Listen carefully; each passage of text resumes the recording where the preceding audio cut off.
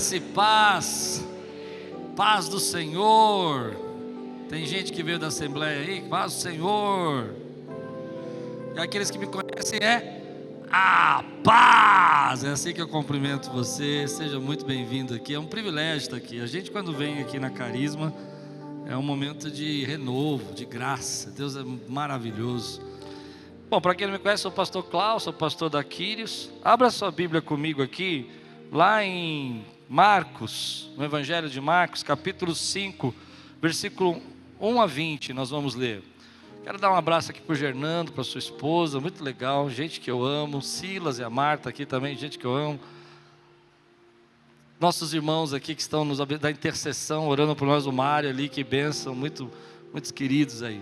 Deus é, a gente já me sinto, você sabe que a gente está vindo aqui, ó, a gente está junto desde quarta, né? O Anésio estava lá na Quírios pregando pastores na quarta, quinta a gente teve o almoço, sexta no top, sábado, hoje a gente vai só se cruzar, né? Cada um numa igreja, amanhã a gente está aqui de novo. Eu falei para o Anésio, eu já estou conhecendo até o caminho aqui de Osasco, sei até onde tem os buracos, onde desvia, estou tão íntimo já, que eu já sei até onde que tem que estacionar, uma benção. Se você está pronto, diga, estou pronto. Amém. Marcos capítulo 5, versículo de 1 a 20. Eles atravessaram o mar e foram para a região dos Gerazenos. Quando Jesus desembarcou, um homem com espírito imundo veio dos sepulcros ao seu encontro. Este homem vivia nos sepulcros e ninguém conseguia prendê-lo, nem mesmo com correntes, pois muitas vezes lhe haviam sido acorrentados pés e mãos, mas ele arrebentara as correntes e quebrara os ferros dos seus pés. Ninguém era suficientemente forte para dominá-lo. Noite e dia ele andava gritando e cortando-se com pedras entre os sepulcros e nas colinas. Quando ele viu Jesus de longe, correu e prostrou-se diante dele e gritou em alta voz: que queres comigo, Jesus, Filho do Deus Altíssimo? Rogo-te por Deus que não me atormentes. Pois Jesus lhe tinha dito: saia deste homem, espírito imundo. Então Jesus lhe perguntou: qual é o seu nome? Meu nome é Legião, respondeu ele, porque somos muitos. E implorava a Jesus com insistência que não os mandasse sair daquela região. Uma grande manada de porcos estava pastando numa colina próxima. Os demônios imploraram a Jesus: manda-nos para os porcos, para que entremos neles. Ele lhes deu permissão, os espíritos imundos saíram e entraram nos porcos. A manada de cerca de 2.000 porcos atirou-se precipício abaixo, em direção ao mar, e nele se afogou. Os que cuidavam dos porcos fugiram e contaram esses fatos na cidade e nos campos, e o povo foi ver o que havia acontecido. Quando se aproximaram de Jesus, viram ali o homem que fora possesso de legião de demônios, assentado, vestido em perfeito juízo, e ficaram com medo. Os que estavam presentes contaram ao povo o que acontecera ao endemoniado e falaram também sobre os porcos. Então o povo começou a suplicar a Jesus que saísse do território deles. Quando Jesus estava entrando no barco, o homem que estivera endemoniado suplicava-lhe que os deixasse ir com ele. Jesus não permitiu, mas disse: vá para casa, vá para a sua família, e anuncie-lhes o quanto o Senhor fez por você e como teve misericórdia de você. Então aquele homem se foi e começou a anunciar em Decápolis o quanto Jesus tinha feito por ele, e todos ficavam admirados. Vamos orar? Senhor, obrigado pela tua palavra. Obrigado, Senhor, porque ela é o nosso alimento. Nós te adoramos, nós te louvamos, nós bendizemos o teu nome, mas agora nós queremos ouvir, Senhor, a tua voz. Que não seja a minha voz falando aqui, mas que seja a tua voz no coração de cada um que está aqui hoje. Eu creio que o Senhor tem algo a dizer. Meus ouvidos estão atentos, o meu coração está aberto para que o Senhor fale. Precisamos, Senhor, do alimento espiritual. Traz a tua palavra ao nosso coração, em nome de Jesus. Amém. Você pode dizer amém? Amém. Tema de hoje. Eu faço igual a ele? Não. Como é que é? Eu assisto. O que eu tenho que fazer? Levantar os... Vem comigo. Então vai lá. E levanta os 2 braços. Vem comigo. Eu falo junto ou não? Então errei, peraí. Vem comigo. Tema de hoje. Eita, aprendi. Eu vi que no culto das 8h30 o povo travou a hora que eu fiz. Aí eu não entendi, eu falei, estou fazendo errado. Muito bom, muito bom. Mas eu tenho que falar o tema, né? Ou ele não fala o tema, ele fala, né? Tá bom. Uma semente plantada em um lugar improvável. Deixa eu contar uma história para vocês rapidamente aqui, de introdução. Eu tenho um grupo de jovens lá, de 24 a 32, que eu cuido lá na igreja, eles chamam mentor, eu mentoro eles, né? Eles são um grupo de jovens, e a gente resolveu fazer um dia, um retiro, uma viagem, que nós chamamos de imersão, onde a gente vai lá para orar, para buscar o Espírito Santo, para falar das coisas de Deus. E nesse encontro tem uma ministração que já é normal para nós, que a gente chama de rótulos. Porque você sabe que tem muita gente que recebeu um rótulo, um título, uma marca, um bullying, que fica na gente, né? A gente não consegue lançar. A pessoa sempre dizia, o pai sempre dizia, você faz tudo errado, você não consegue completar nada que começa. E a gente aprendeu lá nesse encontro de trabalhar esses rótulos e pedir para Deus tirar esses rótulos. E nesse encontro que nós estávamos, tinha um garoto assim, que eu nunca tinha visto, um menino de 25, 26 anos, uma barbicha assim, bem baixinho assim, magrinho, sabe, seco mesmo, mas com braços cruzados assim. E eu comecei a falar, querido, qual foi o rótulo que você recebeu, que você precisa arrancar da sua vida? Um rapaz levantou, bagunceiro. Minha mãe falava que eu faço tudo atrapalhado. Então vamos repreender isso, vamos quebrar isso na sua vida. Outra menina levantou e falou assim, preguiçosa, né? Teve um que era preguiçosa, devagar. E assim foram surgindo aqueles rótulos mais comuns, que a gente conhece, que a gente até consegue, não, você não é, você é uma pessoa esperta e tal. De repente esse menino levantou e falou assim, eu quero falar. Eu vou dar um nome para ele, porque eu vou ter que trocar o nome, vocês já vão entender por quê. Eu vou dar o nome para ele de Danilo. Ele falou assim, eu quero falar. Eu falei, pode falar. Meu rótulo é bandido, traficante e viciado. E aí todo mundo olhou para ele, porque ninguém esperava que tivesse ali no nosso meio alguém que estivesse envolvido com o crime organizado. Ele estava lá, sentado, lá, ouvindo. E nessa mesma administração eu pergunto assim, e qual é o seu sonho? E ele falou, meu sonho é viver até os 40. Como assim viver até os 40 anos? É porque meus amigos morrem antes. Mas de repente quando ele falou, meu rótulo é ser traficante, ladrão e viciado, alguns irmãos começaram a se levantar, e foi um negócio tão de Deus assim, que foram até ele e começaram a abraçá-lo. Coisa tremenda, assim, a unção de Deus ali, aquele lugar, e aí começou a ter aquele abraço, e ele estava meio travado, ele ficava olhando assim, desconfiado, o que é isso aqui? É uma seita, eu acho, né? Eles estão me abraçando, né? Que negócio esquisito. Tem um pastor lá que ele é muito carinhoso, e esse pastor pegava ele assim, e depois que os irmãos foram saindo, esse pastor chegou e balançava ele para um lado para o outro, parecia que estava ninando, e o menino com aqueles olhos desse tamanho assim, olhando, onde que eu estou? Estou numa seita, estou no meio do mato, com o povo aqui, o que esse pessoal vai fazer aqui comigo? Ele, graças a Deus, se converteu, ele aceitou Jesus, ele é uma bênção, ele está lá na Quiris até hoje. Mas um dia, depois que ele se batizou, ele foi contar o testemunho dele para esse grupo de jovens. E ele explicou para nós o que aconteceu naquele dia. Ele não queria estar lá, ele estava tão preso nos seus próprios problemas, na sua vida, ele nem mais se enxergava como uma pessoa. Então ele pensou assim, eu já sei o que eu vou fazer. Eu vou falar que eu sou, e ele é mesmo, né? Vou falar que eu era, graças a Deus, ladrão, traficante e tal. E o que eles vão fazer é o que ele está acostumado a viver na minha vida. Eles vão me pôr num carro e vão me mandar embora daqui. Eles não vão aceitar ficar comigo aqui, porque eu não sou o tipo de gente que eles são, eu não estou vivendo o que eles estão vivendo, eu vou conseguir sair. E ele conta que, para surpresa dele, ao invés da gente mandá-lo embora, a gente foi até ele e começou a abraçar, e começou a falar de Jesus, e começou a falar que ele não era aquilo, que Deus tinha um plano na vida dele, e ele começou a dizer assim, que no começo ele ficou desconfiado. Ele ficou olhando para a gente e falou assim, eu acho que tem alguma coisa errada. E ele ficou provando nos primeiros meses da igreja, se a igreja o amava, se a igreja queria estar com ele.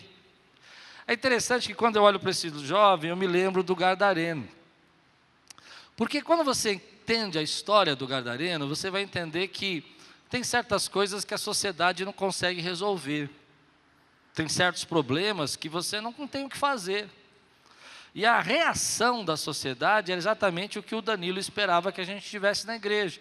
Põe esse cara para fora, exclui ele do nosso meio. Se ele é muito violento, prende. Se não tem o que fazer, dá o remédio. Não tem o que fazer porque a sociedade não tem a resposta que aquela pessoa precisa. Ela se torna incapaz de resolver alguns problemas da nossa vida. Mudar o homem não dá para mudar, a sociedade não consegue mudar. Ela pode colocar numa cadeia, ela pode prender no hospital, ela pode excluir do meio do povo, ela pode expulsar de uma escola, mas ela não consegue mudar a mente das pessoas. Jesus então atravessa o mar da Galileia e ele vai para o lugar mais terrível daquela região, que é uma região chamada Decápolis. O que é Decápolis? Eram 10 cidades greco-romanas, das mais vis possíveis, com toda aquela coisa ruim que o Império Romano trazia, todo aquele misticismo, toda aquela crendice, todas as coisas ruins também, morais daquela época. E Jesus então atravessa, e quando ele chega do outro lado do Mar da Galileia, nessa região grego-romana, que provavelmente os judeus evitariam de toda forma chegar naquele lugar, um judeu não iria naquela região, porque é uma região considerada impura. Você já percebe pelos 2.000 porcos que estavam ali, os 2.000 porcos representam a impureza, né? O judeu não come porco, e eles estavam ali. Quando Jesus chega lá, esse homem nu,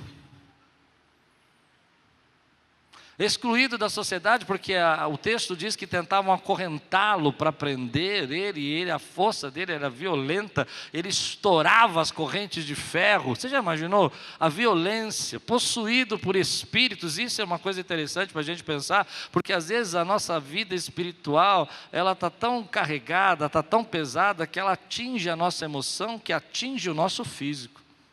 E esse homem estava completamente envolvido nessas circunstâncias, ao ponto dele não parecer mais um ser humano.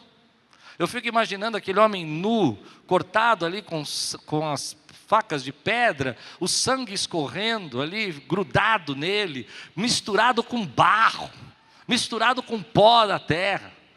Aquele homem com a barba, babando, cabelo desgrenhado, correndo na direção de Jesus. Jesus desce do barco, olha para aquele homem grita: o que o senhor tem comigo? E aí a gente vai entender que Jesus vai até aquele homem para buscá-lo ali. E essa é a palavra que eu queria primeiro trazer para você. Querido, tem coisas que a sociedade não pode fazer, e a única coisa que ela pode fazer é excluir, mas Jesus pode transformar a vida do homem.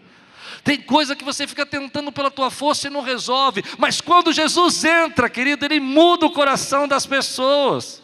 Aqui tem um ajuntamento de gente, eu acredito nisso, que já foi eis isso, eis aquilo outro, mas um dia Jesus enxergou você, e Ele foi até você, e Ele olhou para você, e Ele falou: eu vejo algo maior na tua vida, eu vejo algo. A sociedade talvez não acreditasse que você tinha jeito, as pessoas talvez não imaginassem que você poderia se tornar o que você se tornou, mas Ele te viu, Ele foi até você e falou assim: aquilo que o homem não pode fazer, meu Jesus, aleluia, pode fazer. Se você crê, diga glória a Deus por isso, meu irmão.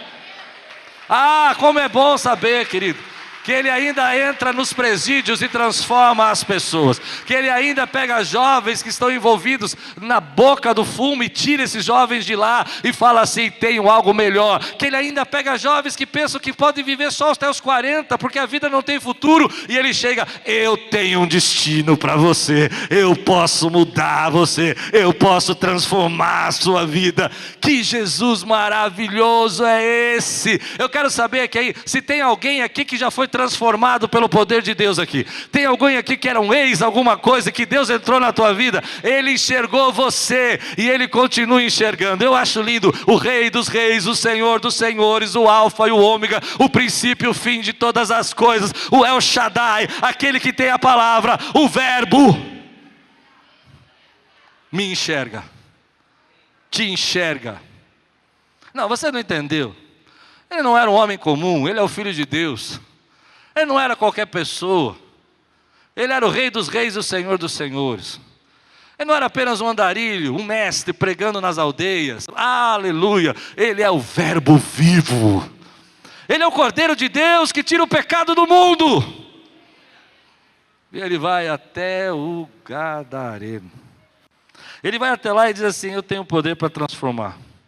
Sabe, eu queria abrir um parênteses aqui, porque talvez tenha alguém aqui hoje vivendo esse desespero, angústia, prisão, perturbação. E eu não tenho nada contra você usar vários meios para tentar resolver sua vida. Talvez você eu sempre falei aqui, quem me conhece sabe que minha mãe usou remédios a vida inteira, minha mãe teve vários surtos psiquiátricos. Eu não tenho nada contra os remédios, tá? Entenda bem o que eu vou falar agora. Talvez você já tentou terapia, não tenho nada contra a terapia, porque eu fiz terapia. O Silas é meu terapeuta, aleluia. Talvez você já tenha tentado o livro de autoajuda. Talvez você já tenha tentado aí palestras motivacionais. Não tenho nada contra isso. Acho que tudo pode ser usado por Deus quando Deus quer usar. Você me entendeu? Mas eu quero dizer uma coisa para você. Quero te mostrar uma coisa que é poderosa. Está na hora de você experimentar a fé. E aí você fica tentando sair dos seus problemas sozinhos, porque você ainda não entregou sua vida para Jesus de Nazaré.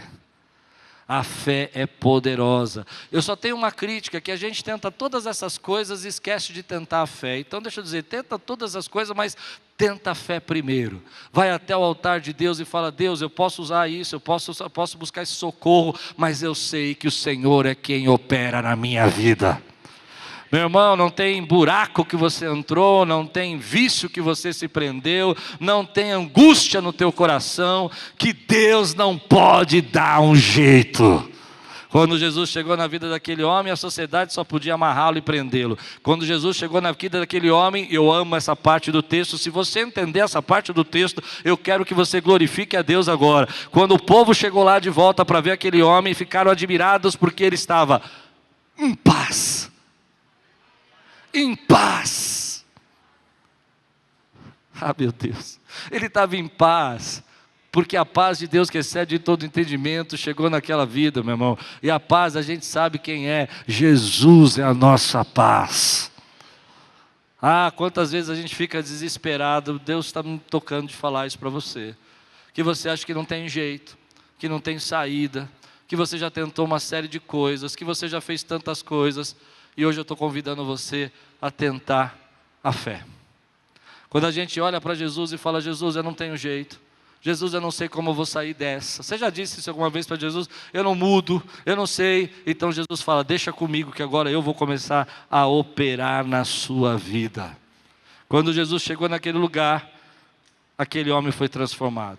E hoje nós estamos no meio de um povo aqui, com muitas pessoas que experimentaram pela fé o poder de Jesus, que ama os excluídos, que ama os desacreditados. A única coisa que a sociedade pode fazer por um bandido, às vezes, é prendê-lo numa cadeia, mas às vezes você vai na cadeia e eles estão adorando a Deus, louvando a Deus, porque Jesus começa a operar na vida deles. Não desanima, não desiste. Clame por Ele, chame por Ele, deixe Ele transformar a sua vida. Mas eu gosto desse texto porque ele me faz pensar algumas coisas sobre Jesus que às vezes passa desapercebido. Nós vivemos numa sociedade hoje que a gente se impressiona muito com a quantidade. É verdade o que eu estou dizendo ou não? Números, likes, curtidas. Quantos amigos você tem? Eu tenho 5.000 amigos. Você acredita nisso mesmo? Eu tenho 500 amigos. Você acredita nisso? Amigo é aquela pessoa que você, quando estiver num dia na estrada, o pneu furou, é de noite, madrugada, você só tem um pontinho no celular e só pode ligar para uma pessoa para te socorrer, e a primeira pessoa que vem na sua mente é aquela pessoa, porque você sabe que ela vai acordar, vai levantar e vai te ajudar. Esse é seu amigo. Mas eu gosto desse texto porque ele vai mostrar para nós um Jesus que a gente precisa entender. Nesse momento que nós estamos vivendo essa fase de redes sociais e todo mundo sendo... Eu me lembro de uma irmã que chegou para mim um dia na igreja e falou assim: pastor, eu estou triste porque eu posto minhas coisas na internet e aqui na igreja só 30 irmãos curtem. Eu falei: vai ter que curtir? Eu nem vi o post. Me lembro de uma outra irmã na igreja que falou assim para mim: pastor, eu vou parar de fazer essa reunião aqui. Falei: por quê? Porque a gente faz a reunião e tem 30 no ministério e só vem 15. E você vai parar porque só vem 15? E eu disse para ela assim: Jesus foi atrás de um. E existe poder no um. Olha que coisa poderosa. Quando a gente entende que Jesus tinha 3 anos para fazer o ministério dele, e operar, e fazer os milagres, o que nós faríamos na nossa mentalidade de hoje? Vamos fazer um grande congresso, vamos colocar milhares de pessoas, vamos distribuir panfletos para todo mundo, e vamos avisar para todo mundo as nossas ideias, para que elas sejam espalhadas. Jesus não trabalhava assim. Jesus ia atrás daquela uma pessoa, e falava com aquela uma pessoa. E através dessa uma pessoa, as portas se abriam e as coisas iam acontecendo. Jesus foi atrás da mulher de Samaria, ela ficou esperando no poço, os discípulos não iam entender nada do que ele ia fazer, conversando com uma mulher impura, que tinha 5 maridos, e o que estava agora nem era marido dela. E Jesus fala para ele assim: vai buscar comida, vai passear um pouquinho, vai lá na cidade. E ele fica sozinho, e quando ela vem, ele começa a ter um diálogo com ela espiritual, e aquela mulher vai se tornar a evangelista de Samaria, uma pessoa, e ela vai para lá da cidade e traz todo o povo para ouvir a respeito de Jesus. Tem poder no um, meu irmão. Tem poder nessa aliança, tem poder numa amizade, tem poder numa pessoa, tem poder numa ideia, uma só que Deus te dá, tem poder numa música que Deus coloca no teu coração. Quantos cantores você conhece que gravaram uma música e ficaram conhecidos? Uma só, as outras você nem sabe qual foi, deve ter gravado várias, mas a gente nem lembra, só lembra daquela, porque tem poder no um. Quando Deus levanta um, Ele está mudando a história. Quando Deus coloca uma pessoa na tua vida, é porque Ele está te dando uma chave para você entrar numa casa, entrar numa família e mudar a história daquelas pessoas. Então às vezes a gente fica tão impressionado com multidão, fica tão impressionado com aplausos, com likes, que a gente esquece que Deus está nos colocando na frente do outro e dizendo: eu coloquei você aqui para você ser a resposta da oração de alguém. Eu falo por mim, não preciso falar de você. Às vezes a gente está tão acostumado a pregar, tão acostumado a falar, tão aí em congressos, a ministrar, que a gente esquece que ser pastor não é isso. Ser pastor é sentar com alguém e falar: vem cá, conta comigo aqui. Deixa eu entender o que você está passando. Agora, não é lindo que Jesus, com 3 anos de ministério só, ele vai até um lugar improvável, buscar uma pessoa improvável. E a gente vai descobrir no capítulo 7 de Marcos, que quando Jesus volta para essa região, o gadareno, já agora, que não é mais gadareno, agora ele é de Gadara, mas ele não é mais o endemoniado, agora ele é o livre de gadareno, espalhou a mensagem toda para a região, e o povo quer saber de Jesus. Sabe, querido, deixa eu explicar para você uma coisa que eu queria tocar o teu coração. Às vezes Deus está colocando uma pessoa na tua vida e você não entende. Você está tão agitado e tão perturbado com as coisas desse tempo que você não consegue olhar o que Deus está fazendo. Estamos tão impressionados com os palcos e as multidões que a gente não olha que Deus quer nos usar para mudar uma vida. Deixa eu contar uma história bonita para você. Minha avó era uma feirante, sabe? Tem alguém aqui feirante aqui? Tem feirante? Minha avó era uma feirante. Eu não sei se você vou conseguir descrever minha avó. Minha avó era uma feirante italiana, sabe? Quem assistiu aqui Dona Xepa quando era mais novo? Não, os mais novos nunca viram na vida, né? Mas minha avó era aquela senhora que chegava, andava, cheguei e tal. E ela assim, ela tinha todos uns trejeitos, né? Ela tinha uma barraca de secos e molhados. Já meu avô era aquele camarada perdido. Foi jogador de futebol, perdeu todo o dinheiro dele com mulheres. E minha avó firme ali, trabalhando na feira. Depois começou a ser motorista de táxi. Ganhou dinheiro com isso, perdeu tudo de novo com mulheres. E minha avó firme. Mas minha avó não conhecia Jesus. Um dia meu avô, que já não estava muito certo das coisas que estava fazendo, foi buscar uma religião daquelas assim, bem pesadas, bem difíceis. Minha avó ficou desesperada. Naquela época, né, o marido falava para a mulher, e a mulher tinha que obedecer. Ele chegou e falou: amanhã nós vamos lá. E você vai ver lá. Minha avó ficou desesperada, viu uma igreja do lado da casa dela. Uma igreja batista, pequenininha, embaixo do porão. Foi lá correndo lá, que era a igreja Ibabe de hoje. E ela foi correndo até lá. Quando ela chegou lá, ela procurou o pastor: quero falar com o pastor. Ninguém conhecia minha avó, mas o pastor falou: o que a senhora precisa? Meu marido está indo num lugar, ele quer que eu vá com ele, eu estou com medo, eu não quero ir, eu não sei o que vai acontecer. E o pastor disse assim para ela: eu vou orar por você. Você vai ter que ir com seu marido, mas fique tranquilo, não vai acontecer nada, Deus vai cuidar de você. Quando chegou naquele lugar, minha avó com medo, o mestre daquela cerimônia começou a fazer todas as invocações possíveis, todas as coisas que ele sabia fazer, e nada acontecia. Nada acontecia. De repente ele virou e falou assim: tem uma pessoa aqui que está atrapalhando. A minha avó falou: sou eu. Sou eu. Ele falou: não, vai embora, amanhã vocês voltam. Minha avó voltou para a igreja e falou: esse Deus é poderoso. Ela se converteu. Do jeitão dela. Eu lembro da minha avó escondendo o dinheiro do meu avô aqui na alça aqui, sabe?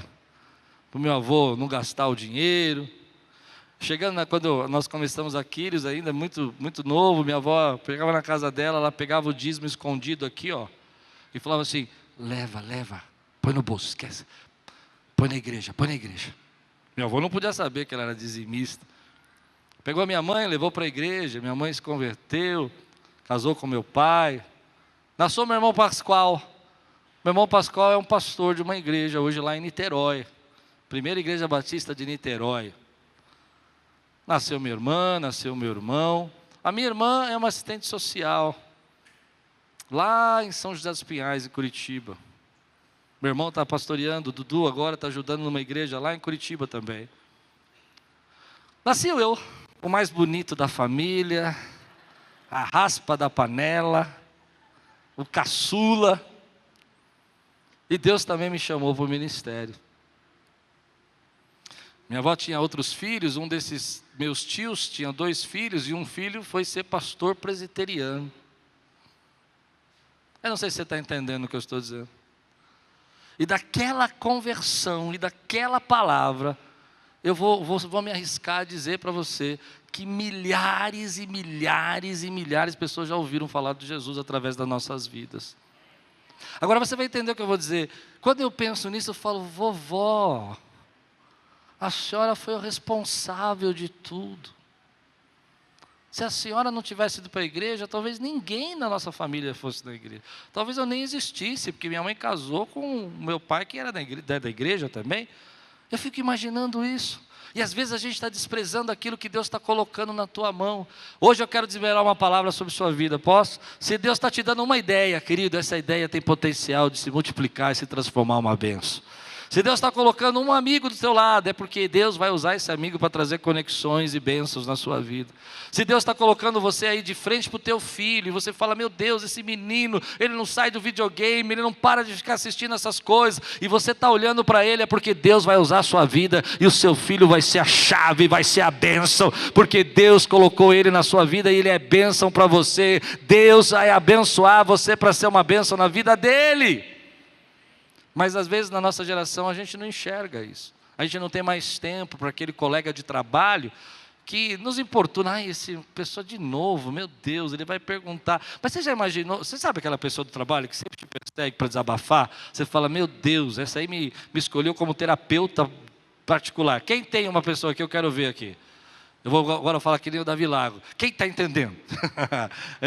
Olha que coisa interessante. Eu já tive os meus também, mas você já imaginou que talvez essa seja a chave para você conquistar toda uma família que vai se transformar e que vai ser que nem a minha avó, que de repente vai ser 3, 4 pastores que estão ali e Deus está usando você. E eu fico imaginando que toda vez que uma pessoa aceita Jesus que eu prego, eu falo assim, pastor tem galardão, né? Porque se ele não tivesse atendido minha avó, você entende o que eu disse? Se ele não tivesse atendido minha avó, ele tem galardão dessas vidas. Meu irmão, Deus vai usar você para ser a resposta da oração de alguém. Talvez você esteja se sentindo sozinho porque você está olhando para multidões. E quanto mais multidão a gente admira, mais sozinho a gente fica. Mas quanto mais a gente valoriza o mais Deus vai trazendo pessoas. Se você quiser multidão, você vai ficar sozinho. Mas se você valorizar Deus vai trazer a multidão que Ele quer que você abençoe.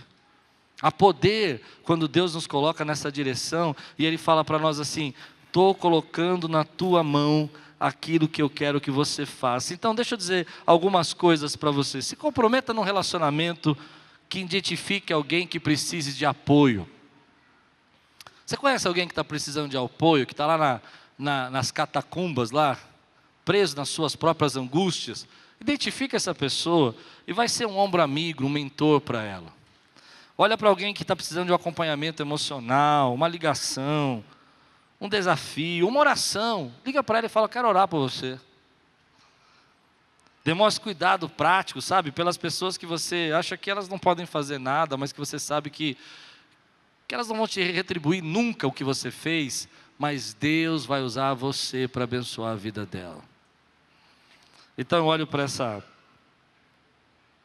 esse Jesus maravilhoso que atravessa o mar e vai até uma pessoa só, tendo um ministério de 3 anos, a gente está querendo tantos resultados, a gente quer soluções rápidas, crescimentos rápidos, e despreza a semente que Deus está colocando na nossa mão. E às vezes é uma semente que vai gerar uma árvore, que vai gerar muitos frutos.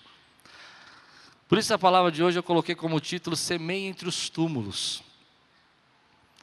Porque eu fiquei me imaginando se eu iria até o Gadareno. Você iria? Tanta coisa para fazer, tantas coisas ocupando a tua mente. Você iria até aquele homem? Mas deixa eu dizer uma coisa para você. Há coisas boas no túmulo. Meu irmão, tem gente que vive entre esses túmulos, mas que está esperando alguém como você chegar lá e dizer assim, eu sei que Deus é poderoso para transformar a sua vida. Porque muitos de nós fomos as sementes que estávamos entre os túmulos. E louva a Deus por aquelas pessoas que chegaram até nós e não desistiram de nós. Eu me lembro quando adolescente, criança assim, de 12 anos, eu era um adolescente da igreja terrível. Eu vou contar só uma coisa que eu fazia, mas não copie minhas ideias. Eu era tão terrível, mas tão fora da curva, que eu esperava as pessoas entrarem no banheiro, nos acampamentos da igreja, comprava bombinhas de 1000. Nunca contei isso na Quiris, tá? Estou contando agora, não vai falar lá. Porque a molecada vai querer copiar o pastor, né? E jogava assim atrás do vaso e ficava esperando na porta para ver o que ia acontecer. Esse era o Klaus. Mas um dia, aleluia, alguém olhou entre aqueles túmulos que tinha um potencial. Ei, quem pode dizer glória a Deus por isso que eu estou pregando agora, meu irmão? E a pessoa não desistiu. Era um líder da igreja. Era às vezes a professora da educação infantil no ministério. Gente que quando eu aprontava, me abraçava e falava assim, senta comigo, ao invés de me mandar para fora da igreja. Eu demorei para melhorar, irmão. Demorei. Não foi uma coisa rápida, assim, de um dia para o outro, não. Deus usou pessoas, porque tem potencial entre os túmulos. Deus usa os improváveis. Sabe, quando a gente não se enxerga mais, quando a nossa humanidade se perdeu, quando a gente não se vê mais como ser humano, como toda imagem e semelhança se perdeu, como naquele homem, Deus vai até aquele lugar e fala assim, eu vejo o que tem dentro de você é maior do que você está vivendo agora. E Ele vai atrás dos improváveis, Ele fala assim, eu estou chamando você. Ele vai atrás dos improváveis e diz assim, há um destino para você. Onde às vezes a sociedade fala, esse não vai dar nada, esse aí não tem jeito de nada. Eu lembro das minhas professoras da escola, falaram assim, esse menino não vai dar nada na vida, esse menino esse menino vai acabar nas drogas, vai acabar na bagunça. Deus olhou para mim e falou assim, eu sei que você é um improvável, mas eu escolho os improváveis. Se tem gente aqui que era improvável e que está mudando todos os prognósticos e todas as sentenças, levanta a tua mão aqui e dá um glória a Deus, porque Jesus te viu quando você nem se enxergava. Não, você não entendeu o que eu falei. Ele olhou para você quando você estava desfigurado, desumanizado, sem nenhuma essência de valor ou virtude. E Ele disse, eu sei quem você vai se tornar.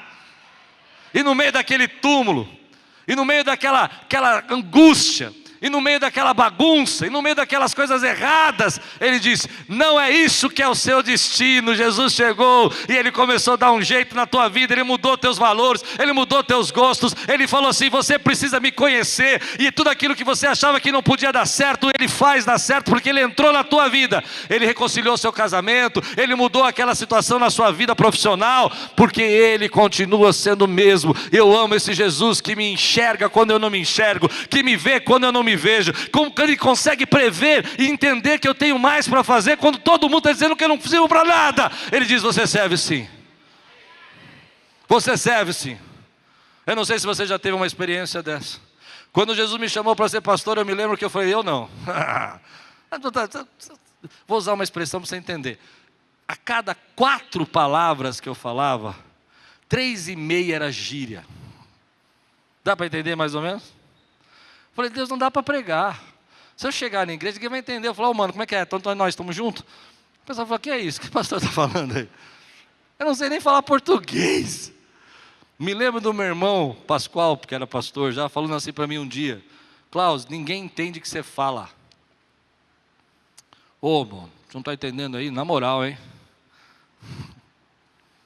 Mas Deus olha para os improváveis e vai buscar a gente no meio das angústias e tira a gente daquele lugar e fala, eu tenho um destino para você. O mundo não se importa tanto com isso. Você percebeu isso no texto? Eles ficaram mais preocupados com os porcos do que aquele homem que tinha sido amarrado. E eu acho que isso é um reflexo da nossa sociedade hoje, uma sociedade que dá mais valor a um tênis do que a uma vida. Uma sociedade que dá mais valor a tomar uma moto do que uma família, um pai de família. Naquele tempo não era diferente. Aquele homem era esquecido pela sociedade, e a sociedade dava mais valor aos 2.000 porcos do que alguém que estava limpo, transformado, quieto, e que não precisava mais ser acorrentado. Mas enquanto a sociedade olha para isso, para os valores da sociedade, Deus levanta uma igreja que olha para aquilo que realmente importa. A gente não está preocupado com resultado. A gente não está preocupado com as finanças. A gente está preocupado que hoje nesse lugar, vidas sejam transformadas. Lá fora você vale por aquilo que você produz. Aqui dentro você vale porque você é uma alma eterna que Jesus ama e morreu na cruz por você e por mim. Lá fora você é medido pelos seus resultados. Tem muito, tem pouco, você tem resultados financeiros positivos. Aqui dentro você é uma pessoa que foi lavada pelo sangue do Cordeiro. E a gente, todos juntos aqui, sabemos que nós éramos os improváveis que Jesus nos chamou. Vou correr um pouco, senão não vai dar tempo. Mas às vezes, querido, a gente tem lugares que a gente entra, que a gente vai parar. E agora eu não estou falando de lugares físicos, eu estou falando de lugares emocionais, que são lugares como se nós estivéssemos entrando nesses cemitérios. Se você perceber o texto é bem interessante nisso, porque a sociedade amarrava, prendia, mas o homem escolheu morar no cemitério. Ele foi para lá. A sociedade foi pondo ele tão para fora que ele achou que o cemitério era um bom lugar para morar.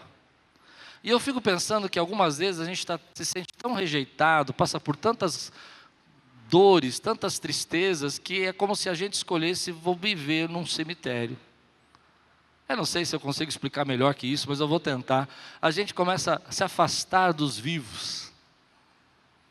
A gente não quer andar mais com pessoas, porque pessoas nos machucam. A gente vai criando os nossos próprios espaços para que ninguém nos encontre. Às vezes o cemitério não está na rua, não está na calçada, está dentro da gente. A gente não acredita mais que a vida possa fluir. Porque cemitério é lugar de morto, cemitério não é lugar para vivo viver. Cemitério é para as pessoas que morreram, não é para quem tem esperança. Cemitério é para quem não tem mais nenhuma esperança, ele vai para lá. E eu fiquei pensando que às vezes nós fazemos isso. Se você já tornou tua vida um lugar de luto, você tornou já sua vida um lugar de tristeza. Às vezes você fecha a porta do quarto, não quer que ninguém veja. Às vezes a tua esposa pergunta, e aí, você está bem? O que está acontecendo? Fala comigo. Você não consegue falar. Às vezes o seu marido pergunta para você, o que eu fiz? Porque a gente sempre acha que foi a gente que fez, né? O que eu fiz? Nada. Mas fala comigo. Ela não fala. Eu já entrei em alguns cemitérios da minha vida, em lutos da minha vida, que eu achei que eu não ia sair.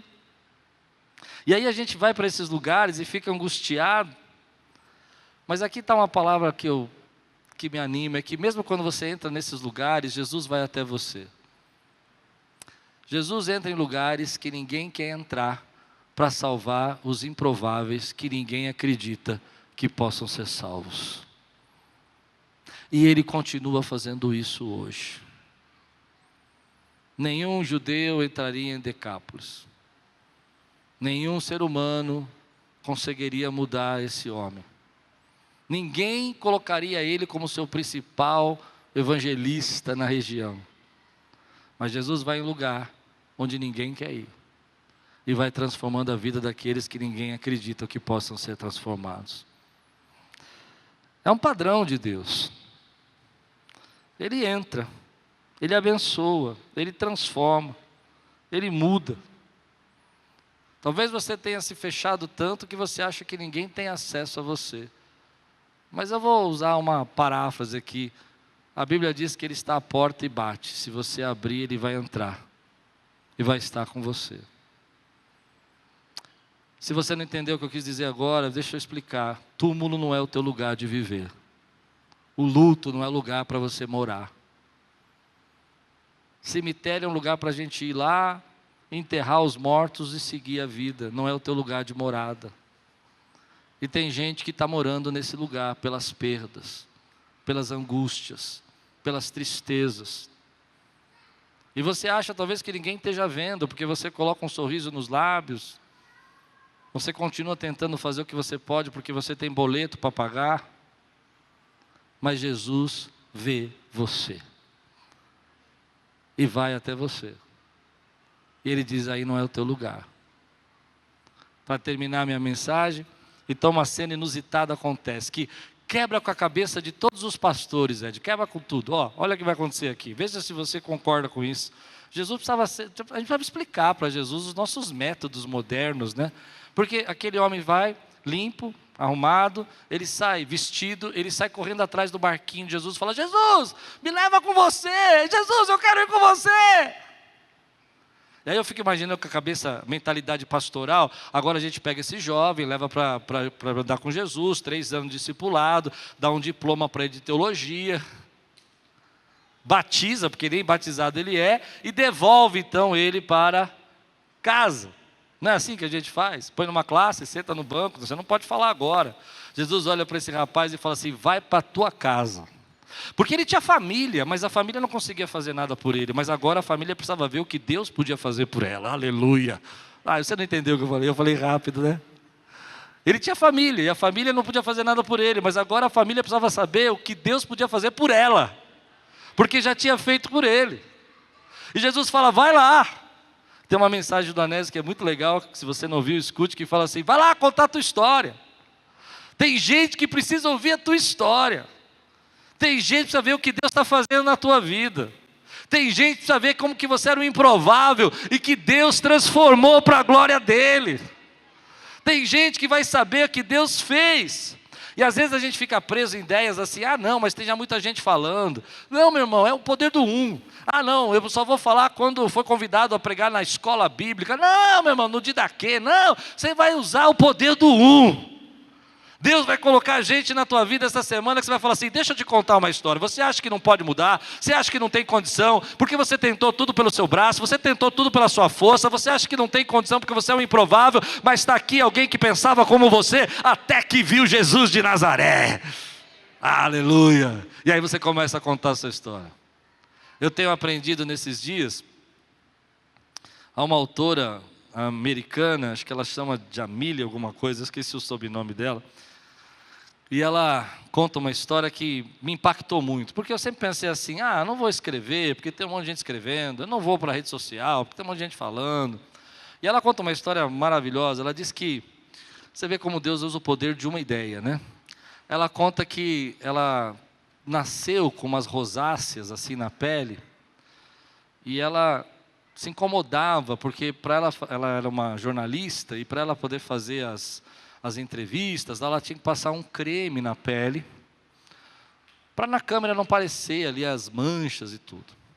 Só que não havia creme para esse tipo de manchas e situações, então ela usava vários produtos, e os produtos iam derretendo com calor, e escorrendo.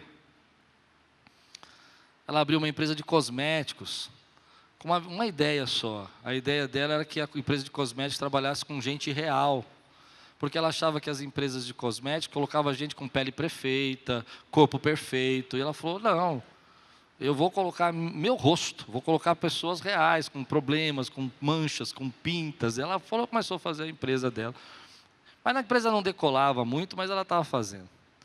Um dia ela estava com o marido dela, fazendo uma viagem, e ela começou a comer Cheetos, sabe Cheetos?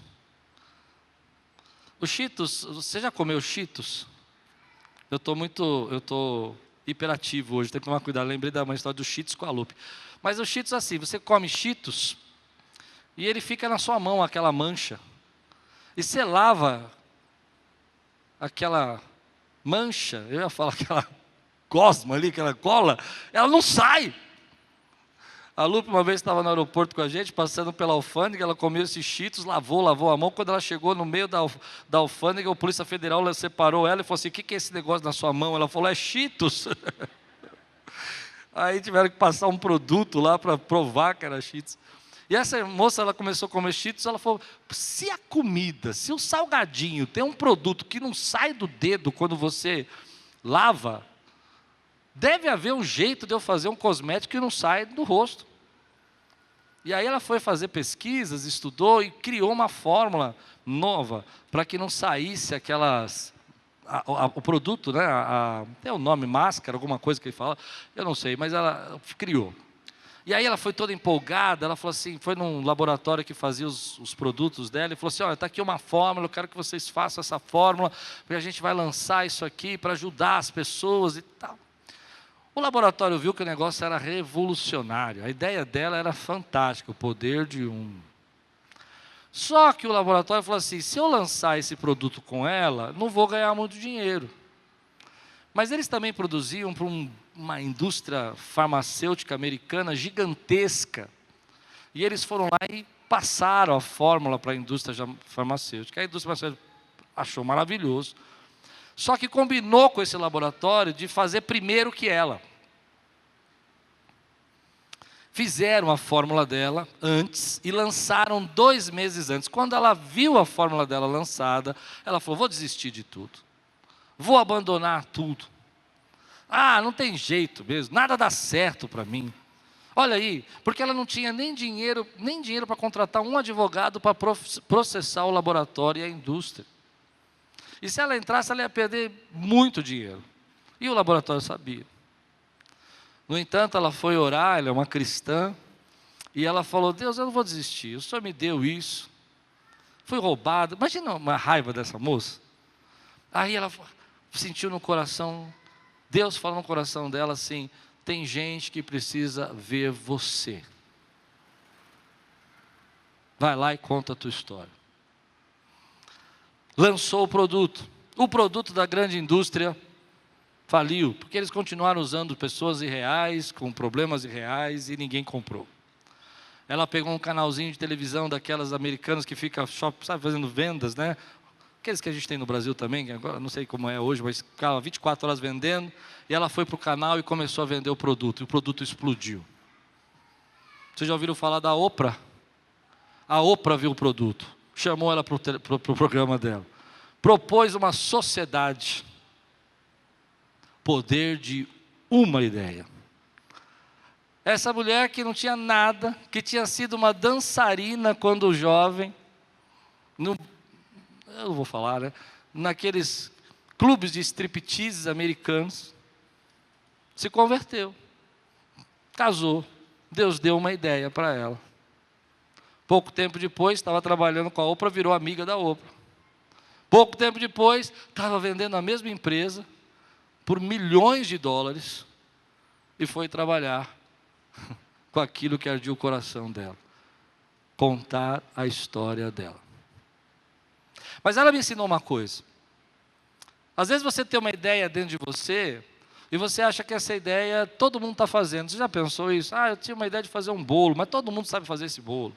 Eu tinha ideia de escrever um livro, mas todo mundo já escreveu esse tema. E ela fala nesse livro dela, eu achei fantástico, ela diz assim: as pessoas precisam ouvir a sua história. E tem gente que vai entender o que você está falando. E tem gente que vai se conectar com você. Eu trago isso para dois mundos aqui encerro. Primeiro mundo, tem gente que quer a sua ideia, quer o seu livro, quer o seu talento. E tem gente que precisa ouvir a tua história de transformação. Porque você era um improvável. Mas ainda existem muitas pessoas improváveis que Deus vai usar você para mudar a vida dessa pessoa. Você recebe essa palavra hoje? Quem recebe essa palavra, diga amém aqui. Quero desafiar você agora. Posso desafiar? Essa semana você vai ter uma mudança de vida. Túmulo não é o teu lugar. Luto não é para você morar. Não é para você ficar aí para sempre. Você vai se levantar e vai contar a tua história. Vai glorificar a Deus porque você era aquele que ninguém queria olhar e Ele olhou para você. Vai mostrar para os outros que Deus é o Deus ainda que transforma a vida das pessoas. Que quando a resposta da sociedade é só excluir, a resposta de Deus é incluir e dizer: há poder para a mudança da tua vida. Se Deus pode usar a tua vida, eu vou fazer um desafio. Essa semana Ele vai te usar para contar a sua história. Ele vai pôr uma pessoa no ônibus, no trem, no carro. Eu não sei onde você vai estar, no trabalho, na sua reunião de negócios. Você vai ter a oportunidade e você vai dizer: eu sei que vocês já ouviram milhares, mas agora eu quero contar a minha. O que eu sei que Deus pode fazer.